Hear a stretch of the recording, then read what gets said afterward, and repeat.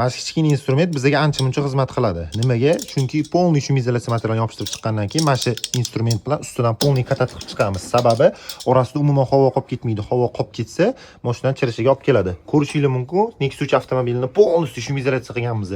Oldi grudlarigacha, tarpetkalarigacha, tarpetkan tepadan pastga qarab tiqqanmiz.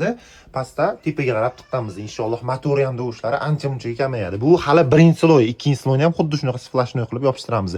Orqa polkalarni ham splashnoy qilib qo'yganmiz. Orqa bagajlarini, kolesniy arkalarni gaz borligiga qaramay, tetuglari bilan yaxshilab qilib, pastda kichkina roliklarda akkuratni qilib rolik qilib chiqqanmiz inshaalloh. Kolesniy arkalari, eshiklari, hamma narsalar joy-joyida bo'lgan. Eshigiga bitta e'tibor berib qo'yasizlar. Simini olib turib, shumizolyatsiya yopishtirib, simini ustidan qotirib chiqqanmiz keyin. Inshaalloh idealni chiqqan. Tarpetkaning ichki qismlari ham simlari, kerakliklari o'ralgan. Tepa grudlarigacha qilingan, laboviy tegidagi qisirlagan ovozlar ham hammasi xudo xolisa yo'qoladi. Polniy shumizolyatsiya xizmatlari bo'yicha aloqaga chiqaverasizlar, pastda nomer qoldiramiz, bizdan ozorlashmaylik.